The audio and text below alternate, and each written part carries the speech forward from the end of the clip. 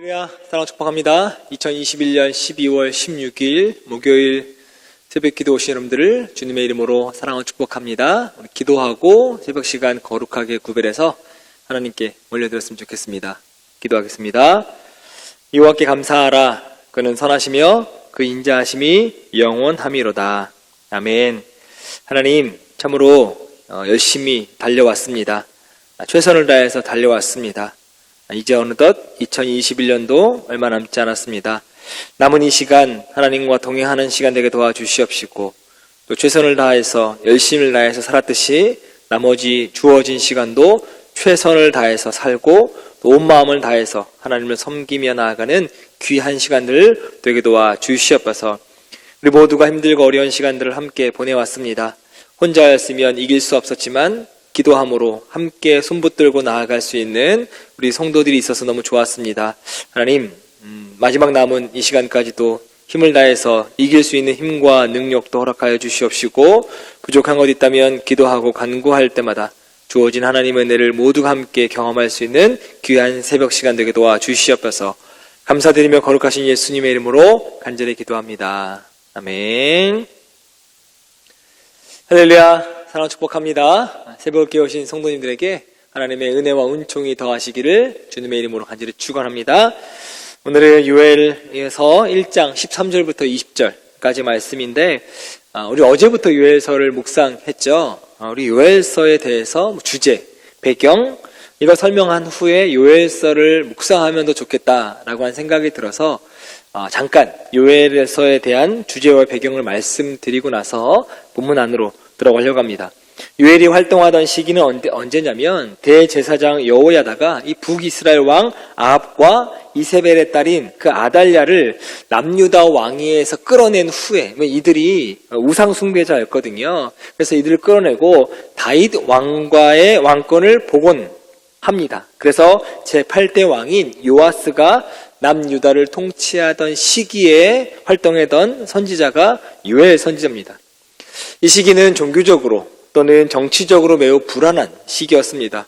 북이스라엘은 말할 것도 없고요. 남유다 하더라도 요아스의 선 왕들이었던 그 아하시아와 아달랴가 자신들의 정치적 추종 세력들과 함께 북왕국 아합 왕과 손잡고서 아주 범국가적으로 조장한 바알 숭배의 풍조의 뿌리가 아주 깊이 내려져 있던 시기였다라고 하는 걸 기억하시면 좋겠습니다. 그러다 어느 날 메뚜기 대재앙 사건이 벌어집니다. 남유다 온 땅에 이 메뚜기가 휩쓸고 지나가면서 아주 전 국토가 황폐해지기 시작합니다. 더 고통스러웠던 것은 아주 극심한 가뭄이 함께 옵니다. 그러니까 대재앙, 메뚜기의 대재앙과 아주 극심한 가뭄 때문에 고통의 극에 달하는 상황들을 이스라엘 백성들이 경험하게 되죠. 그러자 어떤 백성의 일부들은 이건 하나님의 멸망의 심판이다, 우리가 회개하자 라고 하는 한 일부의 사람들이 있었고요. 또 다른 일부는 우연한 자연재해일 뿐이다, 그러니 시간만 지나고 나면 이 일 역시 정상화될 것이다 라고 하는 아주 안일한 생각에 빠져 있었습니다. 그때 하나님께서 요엘 선지자를 보내셔서 이 메뚜기 재앙은 단순히 자연재해가 아니다, 하나님께서 선민 모두에게 보이시는 아주 초자연적 징조다, 그래서 다가올 여호와의 날을 예시한다 라고 하는 말씀을 하고 있는 것이 요엘서의 주제이기도 합니다. 오늘 본문 15절 말씀 보면 여호와의 날 중심으로 여러분과 함께 은혜를 나누고자 합니다. 이 여호와의 날은 이 짧은 요엘서가 길지 않거든요. 이 짧은 요엘서의 말씀 중에 굉장히 자주 언급되어지는 핵심 단어입니다. 여호와의 날. 꼭 기억하시고 요엘서를 묵상하는 기간 내내 이 여호와의 날을 마음에 한번 계속 묵상하시면 좋겠습니다. 우선 15절 보시기 전에 14절에 보면 금식일을 정하고 여호와께 부르짖을 것을 권고하던 선지자 요엘이 갑자기 여호와의 날에 대해서 말씀합니다. 선지자가 이처럼 유다에 임한 이 메뚜기 재앙과 관련해서 말하던 중에 갑자기 여호와의 날을 이야기하는 거예요. 유다에 임한 이 메뚜기 재앙은 장차 임하게 될 여호와의 날을 비참하고 끔찍한 상황과 연결하고 있다라고 하는 겁니다. 요엘 선지서는 아주 깊은 영적 통찰력을 통해서 이 유다에 임한 메뚜기 재앙이 단지 하나의 재앙이 아니다. 단지 하나의 자연재해가 아니다. 거기서 그치는 것이 아니라 앞으로 이 재앙보다 훨씬 두려운 일이 벌어질 거다. 바로 그게 여호와의 날이다 라고 하는 걸 말씀하고 있습니다. 그래서 요엘 선지자는 이 메뚜기 재앙과 관련해서 언급하던 중 갑작스럽게 여호와의 날을 이야기하게 된 거죠. 그러면 여호와의 날이 뭘까 궁금합니다. 여호와의 날이라고 하는 것이 대체 뭘까? 성경에서 이 여호와의 날을 가장 먼저 사용한 선지자가 있습니다. 바로 아모스입니다. 아모스 5장 18절 보시면 화이트를 진저 여호와의 날을 사모하는 자여 라고 하면서 너희가 어찌하여 여호와의 날을 사모하느냐 그날은 어둠이요 빛이 아니라 라고 이야기합니다. 제일 먼저 사용한 사람이 아모스입니다. 구약 특별히 이스라엘 백성들이 잘못 생각하고 있던 것이 있었습니다. 바로 아주 자신들은 선민사상, 즉 선택된 민족이다 라고 하는 선민사상에 빠져 있었습니다. 자기들만 선택되었고 자기들 외에 이스라엘 백성들 외에 유대인들 외에 모든 사람들은 다 하나님으로부터 버림받은 사람들 또 이방인이라고 생각했습니다. 그러니까 자신들은 선택된 민족이기에 우리는 무엇을 하든지 구원받게 되어져 있다. 오로지 우리들만 구원받는다 라고 하는 아주 배타적인 신앙, 선민사상에 빠져있던 것이 이스라엘 백성들입니다. 그래서 이스라엘 백성들은 이 날을 아주 손꼽아 기다립니다. 여호와의 날이 다가오기만 하면 모두가 멸망하지만 우리는 구원받는다 라고 하는 배타적인 생각에 사로잡혀 있어서 아주 이 날을 손꼽아 기다립니다. 즉 이 날은 기쁨의 날이 될 거다. 이 날은 축제의 날이 될 거다. 이 날은 축복의 날이 될 거다. 이 날은 구원의 날이 될 거다 라고 하는 걸 아주 굳게 믿고 있었습니다. 하지만 아모스 선지자가 이스라엘 백성들을 향해서 다시 이렇게 이야기합니다. 너희가 어찌하여 여호와의 날을 사모하느냐라고 반문합니다. 정말로 그들이 여호와의 날을 사모하고 있다면 그들에게 칭찬을 하거나 다른 이야기를 할 수 있거든요. 그런데 아모스 선지자가 어찌하여 너희는 여호와의 날을 사모하느냐 조금 아주 전곡을 찌르면서 이야기하고 있는 겁니다. 그러면서 그날을 뭐라고 이야기하냐면 어둠이지 빛이 아니라는 거예요.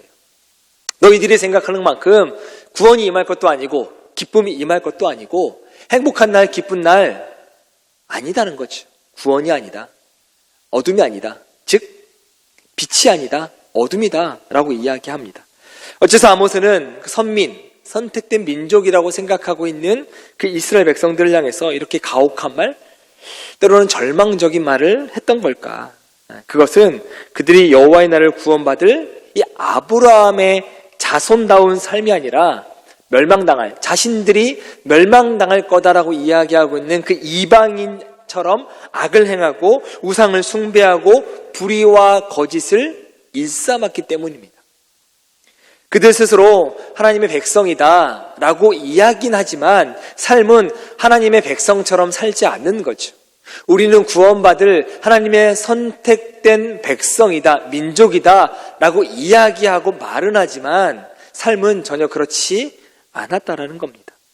이방인들 이상으로 악한 자들이 이스라엘 백성들이었고 우상을 섬기는데 남부럽지 않게 섬겼던 사람들이 이스라엘 백성들이었습니다. 그러므로 여호와의 날이 그들에게 기쁨과 축제의 날이 아니라 슬픔과 재앙의 날이 될 수밖에 없는 것 아니겠습니까? 여러분, 우리 모두가 여호와의 날을 기다리는 사람들입니다. 저나 여러분 모두가 그 여호와의 날이 도래하기를 손꼽아 기다리는 사람들 중에 하나죠. 우리는 하나님으로부터 오는 구원, 또 하나님으로부터 오는 온전한 축복을 사모하면서 그것이 완성될 날을 사모하고 기다리는 사람들입니다. 그게 신앙생활하고 있는 우리의 목적이기도 하고요. 그날은 정말 성도인 우리를 아주 괴롭혔던 그 악의 세력으로부터 영원히 멸망하고 그날로 말미암아 영원히 구원이 완성될 그날이 바로 여호와의 날입니다. 어찌 보면 그날의 기쁨의 날, 구원의 날, 축복의 날 맞습니다.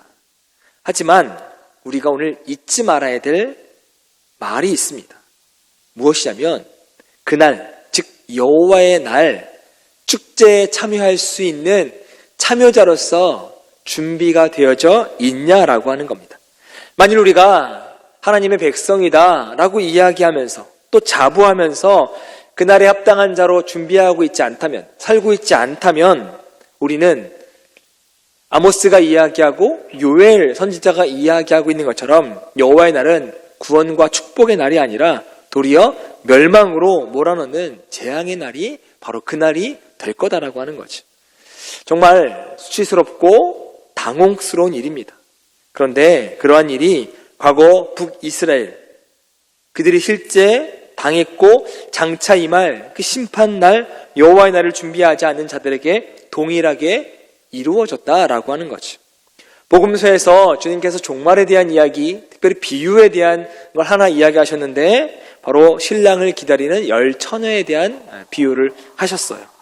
이 비유에 보면 이 언급된 처녀가 10명이거든요. 모두 신랑이 오기를 기다립니다.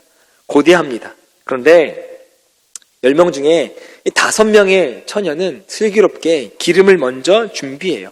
신랑을 맞을 준비를 하면서 기름을 준비합니다. 그런데 미련한 처녀 5은 신랑이 오기를 기대하지만 기름을 준비하지 않습니다. 그래서 슬기로운 이 5처녀가 신랑이 왔을 때 신랑과 함께 혼인잔치에 들어갑니다. 그런데 반면 지혜롭지 못한 미련한 5처녀는 신랑이 왔어도 혼인잔치에 들어가지 못하고 버림을 받게 되죠. 수치와 심판을 면치 못한 것입니다. 그런 의미에서 준비하지 않고 신랑이 올 것을 기대한다, 고대한다 라고 하는 건 보면 어찌 보면 미련한 기름을 준비하지 못한 5처녀와 동일하다. 즉 기쁨과 구원과 축복을 고대하는 것이 아니라 어찌 보면 수치와 심판을 기대한 것이다 라고 이야기할 수 있습니다. 우리 오늘 이 말씀, 특별히 이 여호와의 날 말씀을 통해서 막연히 기대만 하고 준비하지 않는 어리석음을 번치 않는지를 여러분 돌아보시기를 주님의 이름으로 축원합니다. 우리가 정말 여호와의 날을 고대할 뿐만 아니라 그날에 하나님의 심판대 앞에 합당한 자로 서기 원한다면 준비해야 합니다. 여호와의 날 우리가 기대하고 소망했던 것 이상으로 큰 축복과 은혜가 어디서부터 준비되어지냐면 바로 그 여호와의 날이 올 거다라고 하는 믿음과 그날을 미리 준비하는 자들에게 하나님의 축복과 은혜가 강력하게 임하게 되는 줄 믿습니다. 근데 만약 반대로 준비하지 않는다면 그날이 막연하게 올 거다라고 하면서 준비하지 않고 막연하게 지낸다면 정말 우리는 기쁨과 구원이 임하는 것이 아니라 수치와 멸망이 임하게 될 뿐이다라고 하는 거죠. 최후 심판날이 구원과 승리의 날로 맞이할 수 있는 사람은 오직 하나님만을 신뢰하고 그분 말씀에 순종하는 사람들 뿐입니다. 하나님께서 자신이 정하신 날, 곧 여호와의 날, 각 사람이 행한 대로 갚으실 것이라고 말씀하셨습니다. 그리고 하나님은 그것을 그대로 행하실 거예요. 우리 이 사실을 잘 알고 있습니다. 그럼 우리가 해야 될 것이 뭐라고요? 준비하셔야 되는 줄 믿습니다. 하나님을 향한 신뢰를 거두지 아니하고 하나님께 둔 소망을 거두지 아니하고 하나님을 더 묵상하고 알아가기 위해서 더욱더 말씀을 묵상하고 또 우리의 마음을 돌이키시고 하나님의 뜻이 무엇인지를 알기 위해서 기도의 자리에 머무는데 우리 시간과 우리 열정을 아끼지 않는 여러분 되시기를 주님의 이름으로 부탁을 드립니다. 그렇지 않고서는 막연하게 그날이 올 거야. 단순히 교회 한 번 다니고 주일에 한 번 예배 드리고 당연히 올 거야 라고 하는 건 준비하지 않는 겁니다. 그럼 그날을 기쁨의 날이 될 수 없습니다. 수치의 날밖에 될 수 없습니다. 아모스가 이야기했던 것처럼 너희는 그날을 왜 기다리냐라고 우리에게 반문한다면 우리는 무엇라고 대답하실 수 있겠습니까? 기도하시길 바랍니다. 말씀 묵상하시길 바랍니다. 하나님을 신뢰하시길 바랍니다. 하나님만 의지하시길 바랍니다. 하나님께만 모든 마음을 집중하는 사랑하는 약대의 모든 성도님 되시기를 주님의 이름으로 간절히 축원합니다. 바로 그날 소망 가운데 고대하면서 두려움과 떨림으로 하나님 뜻을 쫓아서 행하는 삶을 살아가는 사랑하는 약대의 모든 성도님들에게 그 여호와의 날이 바로 기쁨의 날, 축복의 날, 축제의 날, 특별히 구원의 날 될 거라 믿어 의심치 않습니다. 하나님만 예배하는 여러분 되시기를 주님의 이름으로 간절히 축원합니다. 기도하겠습니다. 사랑과 은혜 많으신 하나님, 정말 여호와의 날, 그날이 우리에게 기쁨의 날, 축제의 날, 감사의 날, 또 구원의 날 될 수 있도록 하나님, 우리가 먼저 준비하고 낮아지고 순종하며 주님만 신뢰하며 소망을 거두지 않는 우리의 모든 삶이 될 수 있도록 은혜 더하여 주시옵소서. 그리고 정말로 그 여호와의 날이 도래했을 때, 임재했을 때, 정말 그날 우리가 함께 하나님의 이름을 높이며 하나님을 찬양하며 함께 천국 백성의 일원으로 살아갈 게 부족함이 없는 우리 모두가 될 수 있도록 지금부터 준비하는 우리가 되게 도와 주시옵소서. 오늘도 주님과 함께 하기 원합니다. 분주한 연말 될 수 있겠지만 또 분주한 가운데서 일하시는 하나님을 경험하게 하시고 아무리 분주하다 할지라도 말씀을 묵상하고 하나님을 알아가고 하나님께 합당한 자로 살아가기에 부족함이 없는 자가 될 수 있도록 기도하는 걸 멈추지 않는 우리가 되게 도와 주시옵소서. 오늘도 주님과 함께 하길 원합니다. 주님 우리와 동행하여 주시옵소서. 감사드리며 거룩하신 예수님의 이름으로 간절히 기도합니다. 아멘. 네, 지금부터 요엘서 1장 13절부터 20절 안으로 들어가셔서 하나님의 은혜를 깊이 누리시길 바랍니다. 제사장들아, 너희는 굵은 배로 동이고 슬피 울지어다. 제단에 수종드는 자들아, 너희는 울지어다.